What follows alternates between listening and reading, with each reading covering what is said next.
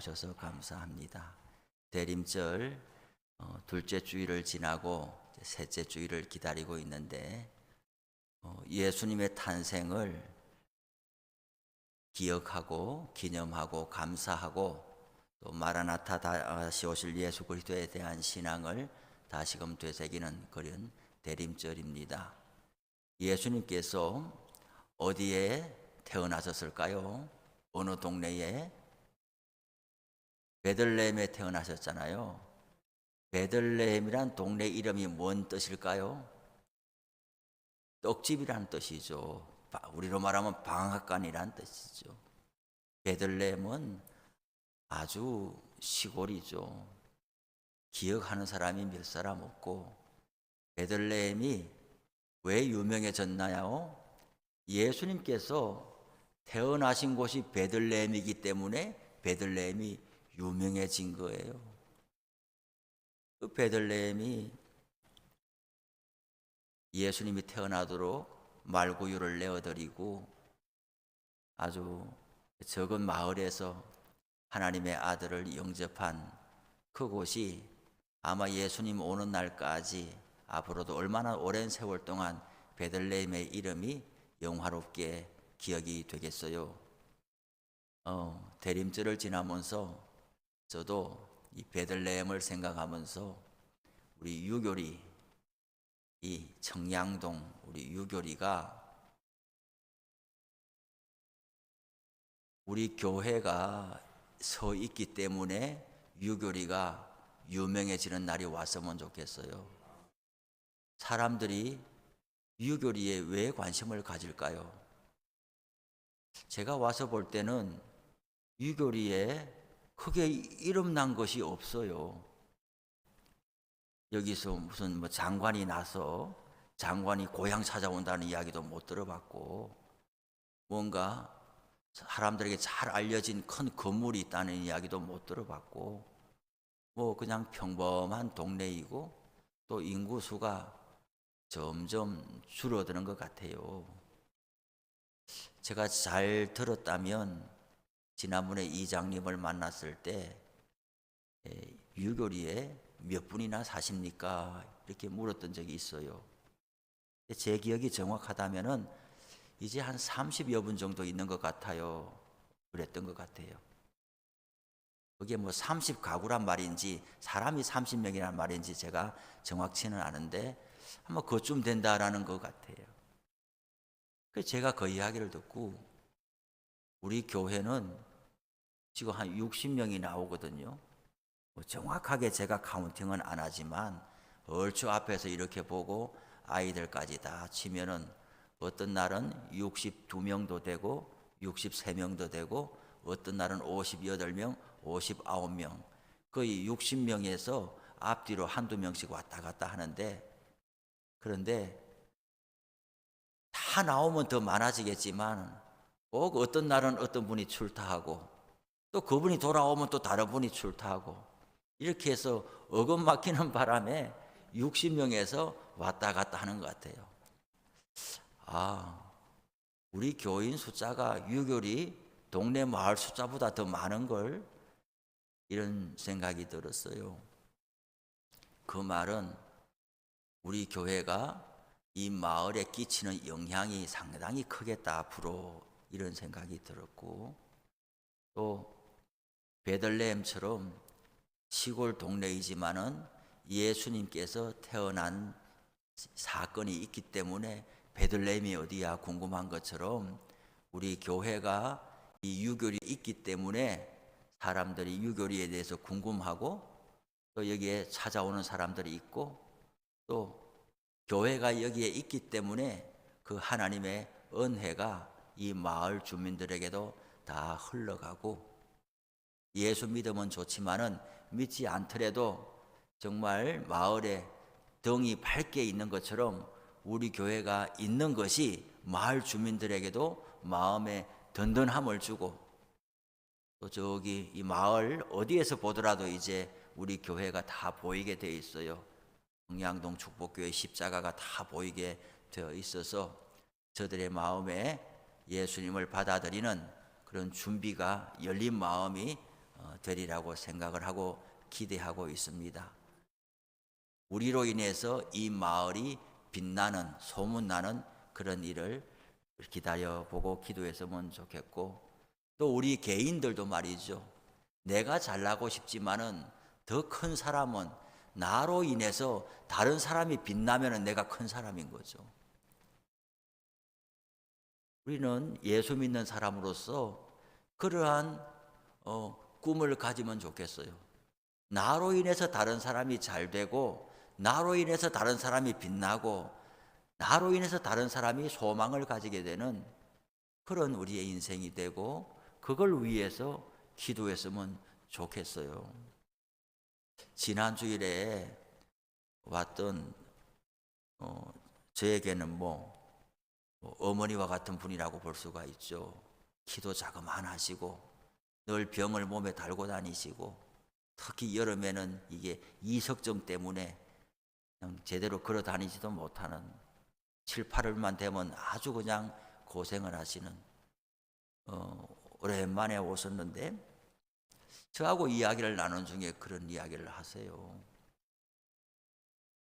20대 때 교회 개척해가지고 시골에서 처녀의 몸으로 얼마나 시골 교회를 60년대, 50년대 교회를 세웠다 그래 봤어요. 지금 이 시골하고 다르잖아요. 온 세상이 캄캄할 때 여자 혼자서 교회를 지키고 새벽재단, 수요재단, 금요재단 다 지켜나가면서 낮에는 전도하러 가고 밤에는 기도하고, 그 생활을 한번 상상해 보시면은 얼마나 그 인생이 하나님 앞에 헌신되었나 하는 것을 짐작하고도 남음이 있지요. 그렇게 헌신적으로 살아도 몸에 병이 오고, 또 그 군사님의 아들, 막내 아들은 지금 50이 가까운데 아직 결혼을 안 했는지 못 했는지 그냥 있어요. 본인의 기도도 급한 거예요, 늘. 그런데 이런 말씀을 하더라고요. 병원에 이렇게 자꾸 몸이 안 좋아서 병원에 가는데 의사가 뚜렷하게 말은 안 해주고 자꾸 이렇게 좀 더 살펴봐야 됩니다, 좀 더 살펴봐야 됩니다 그러더라는 거예요. 내한테 좀 큰 무슨 신호가 오고 있구나, 의사가 말을 아끼고 있구나, 그런 마음은 자꾸 들어오지 뭔지는 정확히 모르는. 그렇지만 새벽에 나가서 늘 기도하고 하는데, 한 번은 그 교회에 오랜 장결자, 옛날에 자기 구역이었다가 지금 나오지도 않는 그런 사람의 그 아들 이름이 그 새벽에 기도하는데 벼랑간 생각이 나더라는 거예요. 자기가 구역장이고 옛날에 구역원이었으니까 구역장으로서 기도하고 신방하면서 했으니까 그 자녀 관계를 알 거 아니에요. 그 아들 이름도 알고. 한동안 잊어버렸는데 어느 날 새벽에 이제 가서 기도하는데 그 아들 이름이 문득 생각이 나면서, 우리의 기도가 내가 생각해서 준비해서 기도 제목을 가지고 기도를 할 때도 있지만, 내가 이걸 말하려고 하는데 내 입에서는 다른 기도가 나오는 경우들이 있지요. 그런 경험들이 있지요. 나는 이거 기도하려고 나왔는데 그 기도 보따리를 풀어놓기 전에 뭔가 다른 내용이 내 입에서 기도가 나올 때가 있잖아요.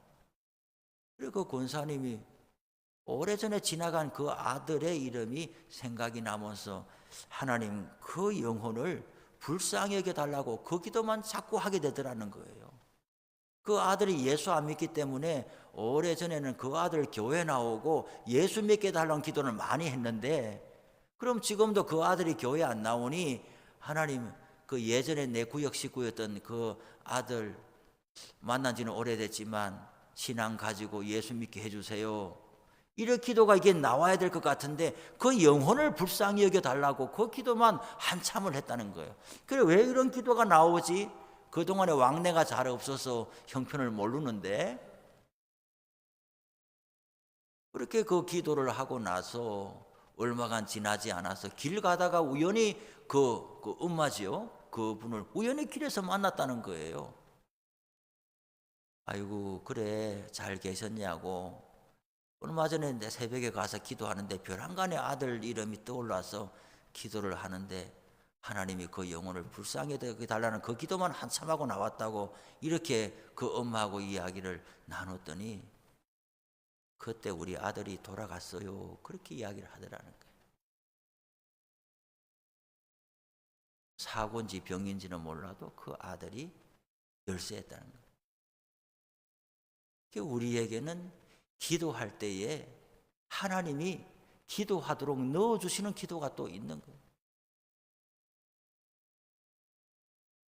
그렇게 살면서도 본인의 몸에 병이 있으니까 내 몸의 병은 떨어지지 않는데 늘 다른 사람을 위해서 기도하고 중보하고 이렇게 살아가는데 또 이제 얼마 전에는 딸 사위가 요 가까운 데서 권사 안수 집사 임직식을 한다고 엄마 오시오 그래서 갔다는 거예요. 뭐 자식이 많지도 않고 아들은 장가 안 가고 50을 바라보고 있고 딸은 이제 시집 가가지고 손자들 놓고 사니까 그 딸이 또 얼마나 손자들 보는 즐거움이 있잖아요. 권사 안수 집사 된다니까 기쁜 마음으로 가서 모두가 이렇게 많이 앉아 있어서 자기 아들 딸들 이렇게 임직하는 거 축하하고 그렇게 하는데 조금 늦었던가 봐요. 그런데 그 예배 안내위원이 데려다가 제일 앞자리에 이렇게 앉히더라는 거예요. 자리가 없다면서. 제일 앞자리 와가지고 이렇게 앉아서 하나님 감사합니다. 오늘 복된 날 주셔서 우리 아들 딸이 참 딸 사위가 임직을 하고 그래 기도를 시작하는데 벼랑간에 눈물이 얼마나 쏟아지던지 모르겠더라는 거예요.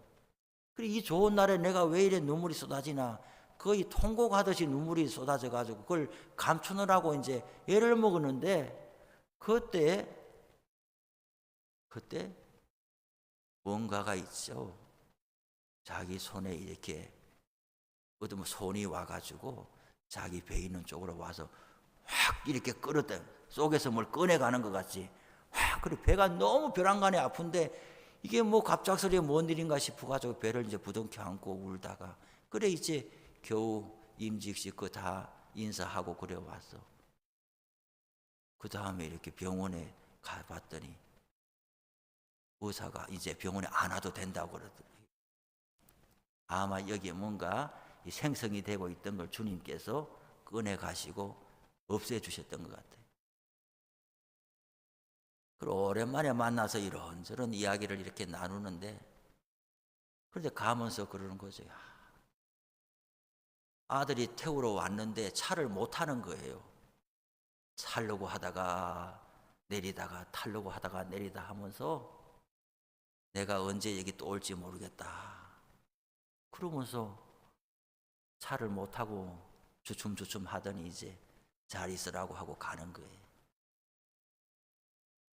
그 제 육신의 엄마도 아닌데 겨우 전도사 3년 반 하고 왔는데 거의 우리 20년도 훨씬 더 지났는데 주 안에서 교통하고 기도하고 그리고 살아가고 궁금하고 위하여 기도하고 또 그 기도가 실제로 이루어진 것을 보고 감사하고 참 이런 모습이 예수 믿는 사람의 참 특권이고 또 하나님이 주신 기쁨이다.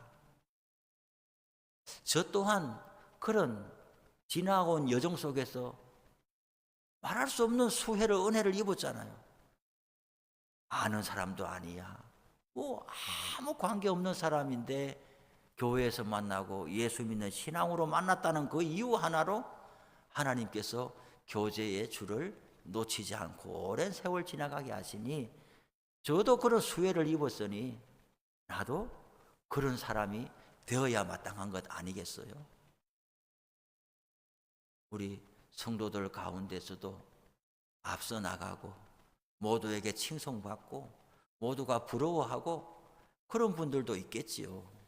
그렇지만은 또 염려되고 신앙이 자라가기를 기다리고 안타깝고 걱정되고 또 이런 분들도 있겠지요.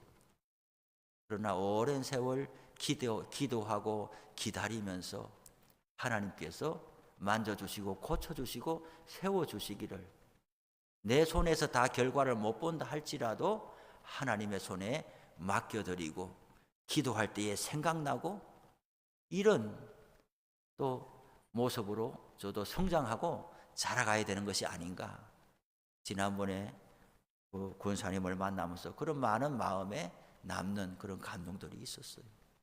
오늘 성경의 로마서에 지난 시간에 이어서 사도 바울이 로마 교인들을 본 적도 없지만은 로마 교회 교인들의 신앙이 훌륭하게 자라나고 있다고 하니까 그것이 너무 기쁨이 되고 실제로 가서 보고 싶어 하고, 누가 지도하는 사람도 없는데 어떻게 신앙이 잘 자랐나. 내가 보고 듣고 경험한 복음을 여러분들에게도 말하고 싶습니다. 여러분들을 만나보고 싶습니다. 만나서 서로 간에 경험하고 믿고 있는 복음을 보따리 풀어놓고 한번 이야기할 수 있는 날이 왔으면 좋겠습니다. 그래서 서로 간에 안위를 받았으면 좋겠습니다. 8절에 피차 안위함을 얻으려 함이니, 유는 유를 낳고 무는 무를 낳는다. 이 말은 진리인 거예요. 진실로 예수 믿는 사람들은 예수 믿는 사람을 보면 사람을 알아보는 거예요. 알아보고 만나서 할 말이 있고 서로 간의 교제와 나눔과 기도 제목과 살아온 형편 속에서 어떻게 주님을 경험하고 했던 이야기들을 생전 처음 만나도 예수 믿는 사람이 만나면 할 말이 많은 거예요. 그렇지만 예수 안 믿는 사람을 만나면은 그 사람들은 예수 믿는 사람들의 이야기가 재미가 없는 거예요. 지루한 거예요. 그래서 이야기를 나눌 때에 뭔가 이게 맞지 않는 거예요. 서로 재미있는 포인트가 다른 거예요. 서로 감동되고 듣고 싶은 포인트가 다른 거예요. 오늘 바울은 로마 교회 성도들의 그 믿음을 전해 들으면서 속히 가고서 보고 싶은데 여러 번 길이 막혔다. 그래도 포기하지 아니하고 계속 기도해 오고 있었던 거죠. 하나님, 로마 교회 성도들을 만나보고 싶습니다. 만나서 서로 다른 지역에서 어떻게 예수 믿고 사는지 서로 간에 보면서 힘을 얻고 싶습니다. 계속 간절히 기도해 오던 차에 내가 속히 가서 복음을 다시 전하고 싶습니다. 이 복음을 누구에게? 지금 불신자에게 전하는 게 아니잖아요. 로마 교회 교인들에게 복음을 전하고 싶다는 거예요. 복음은 언제 들어도 다시금 들어야 돼요. 초신자 때 내가 교육을 받을 일이지, 내가 이만큼 나이 들고 교회 생활 이만큼 했는데 또 배워야 돼? 나는 이제 배울 때를 지났고 가르칠 때야. 이래서는 안 되는 거예요. 항상 배워야 되는 거예요. 항상. 또 다른 사람을 가르치는 자리에 있다 하면은 가르치면서 또 배우는 거예요.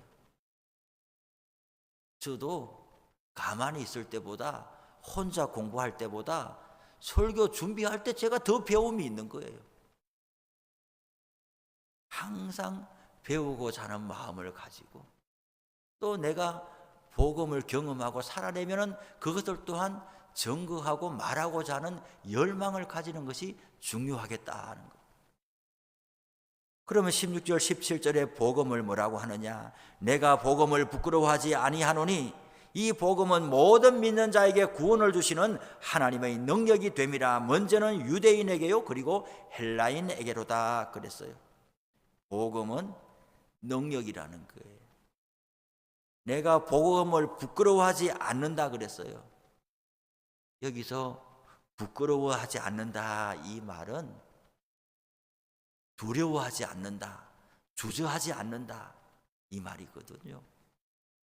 아이고, 내가 불신자에게나 전해야지. 로마교 이미 예수 믿는 사람들한테 다시 복음을 전하기 위해서 좀 만나보고 싶다 그러면은 그 사람들이 싫어하지 않겠느냐. 이미 믿고 있는데 뭘 또 나한테 가르치려고 그러냐. 그래서 두려워하는 마음이 있고 주저하는 마음이 있고 소심해지는 마음이 있는데, 바울은 내가 두려워하지 않는다라는 거예요.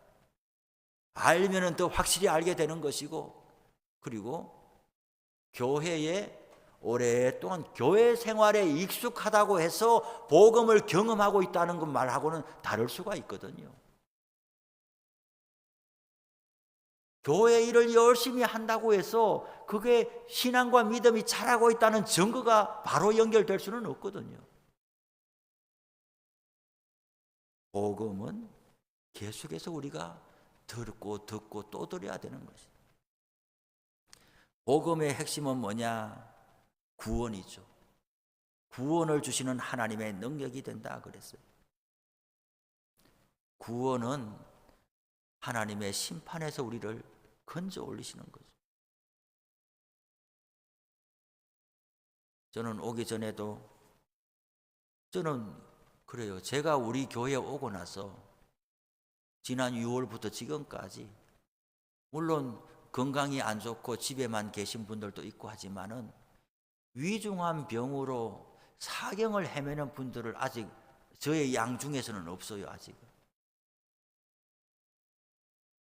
경각 간에 다투는 그런 위중한 가운데 있는 분들은 적어도 78명 중에는 없어요. 감사하죠. 그래서 우리 교인 중에서 제가 생사를 넘나드는 사람이 없으니 우리 교인이 아닌 다른 사람의 기도 제목을 주시는 것 같아요. 그런 게 생사를 넘나든 시기로 접어들 때 뭐만 남느냐? 결국은 예수님 의지하고 하나님 앞으로 가는 그 은혜의 길만 남는 거죠. 내가 살아있는 동안에 오늘 수능 수시 결과 발표됐어요.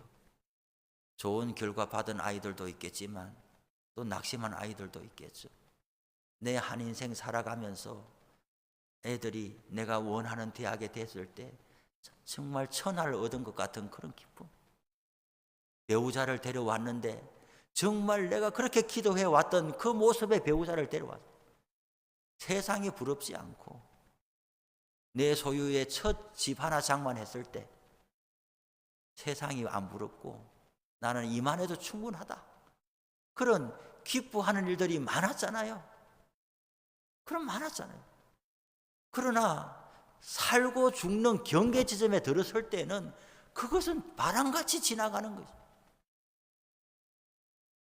결국 두려움이 엄습해 오는 하나님의 면전에 이르게 될 때에 그 두려움이 떠나가고 하나님께서 구원하시고 생명을 주시고 내 아들 내 자녀라고 받아주시는 하늘 문이 밝은 빛 가운데 열리는 그것만이 마지막으로 남는 중요한 것인데 지난 세월 동안에 엄청나게 반가고 기쁘고 축복된 일들에 마음이 쏠려서 돌아다니느라고 정말 내 영혼의 구원의 문제에 대하여 소홀한 채 살아가다가 어느 날 갑자기 목전에 이르게 되면은 그 당황함과 누가 그걸 도와줄 거냐? 누가 그걸 책임져 줄 거냐? 기도는 해줄 수 있죠. 기도는 해줄 수 있죠. 아프다 그러면 옆에서 주물러 줄 수는 있죠. 그러나 그 영혼에 가는 길을 누가 책임져 줄 수 있느냐? 무엇으로? 복음은 구원을 주시는 하나님의 능력이다. 그러니 우리가 복음을 귀하게 여기고 복음을 전하는 사람으로 살아야 되겠다. 또 정말 우리가 마음을 빼앗기지 말기를 바랍니다. 저도 우리 아들 오늘 종일토록 연락이 없으면 뭐 잘못됐나 떨어졌나 어찌됐나 정말 그동안 기도해 왔는데 뭐가 어찌됐나 말이 없나 물어보면 또 마음에 상처를 주나 잘 됐으면 지가 말하겠지 종일 뭐 이렇게 전화기만 그렇게 기다리는 좋은 소식을 주셨죠. 하나님께서 기다리는 소식을 주셨죠. 너무 기쁘죠. 그렇지만 돌아보면 우리 교인 자녀 중에 혹 원하는 결과를 얻지 못한 자녀가 있어요. 그럼 너무 기뻐해서 될 일도 아니죠. 또 아이의 신앙과 믿음이 자라는 것에 대해서는 별 관심이 없다가 좋은 대학에 갔다는 일 그래 세상의 최고다 이러면 아이의 믿음이 어떻게 자라겠냐고. 정말 뭐가 더 중요한가? 뭐가 더 중한가? 부모로서 자식을 볼 때 정말 기뻐하는 것이 자식이 내가 어떻게 하면 부모의 기쁨이 될까요? 나도 부모의 얼굴에 만면의 웃음이 되는 그런 자식 노릇 한번 해보고 싶은데 그게 뭔가요? 거기에 우리의 복음의 진실성이 있는 거죠. 멀리 가지는 못해도 우리 가까이에 있는 사람들에게 우리가 정말 기뻐하는 것이 무엇이냐? 정말 하나님께서 구원하시고 생명 주시는 능력이 복음에 있고, 복음은 예수 그리스도고, 예수 그리스도가 우리에게 가장 큰 자랑이 되고, 우리 자식들이 신앙과 믿음으로 돌아왔을 때 자식이 집 산 것보다도, 대학 간 것보다도, 박사학위 받은 것보다도, 뭔가 성진한 것보다도 부모가 진실로 더 기뻐하는 모습이 자녀에게 보여진다면 그 자식은 예수 믿게 될 거란 말이죠. 복음을 우리가 새롭게 듣고 또 복음을 증거하는 우리 모두가 되었으면 좋겠습니다. 기도하고 찬송 부르고 기도하겠습니다. 찬송 듣는 사람마다 복음 전하여 520장